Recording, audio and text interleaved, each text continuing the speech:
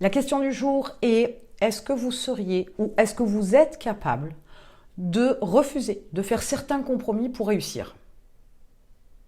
Il se pourrait bien que lorsque vous lancez votre entreprise, vous ayez des difficultés à avoir des clients. Forcément, pas de clients, pas de facturation, pas de chiffre d'affaires, potentiellement pas de revenus, pas de salaire. Est-ce que vous pensez qu'il est de bon ton d'accepter n'importe quel client, d'accepter n'importe quelle réduction pour pouvoir faire avancer votre entreprise? Est-ce que vous êtes prêt à ce genre de choses?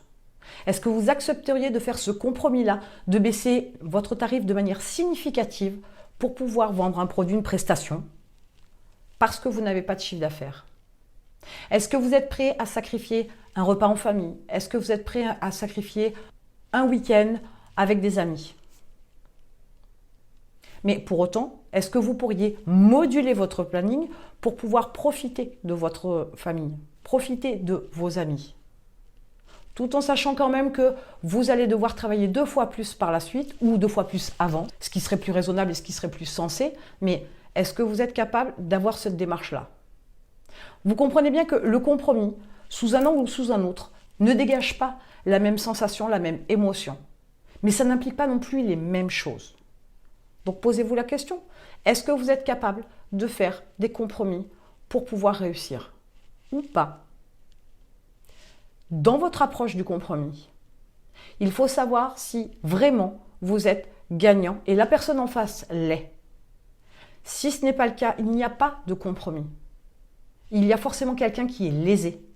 Et la personne qui doit être lésée au niveau de votre entreprise, ça ne peut pas être vous. Là où vous perdez, vous en payez le prix pendant longtemps.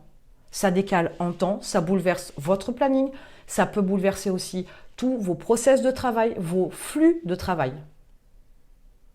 Mais ce n'est qu'un exemple du compromis. Ce n'est qu'une approche au niveau du compromis.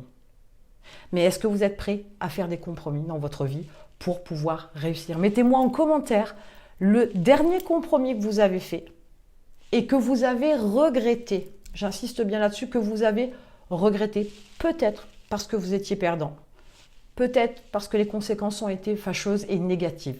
Mettez-moi tout ça en commentaire.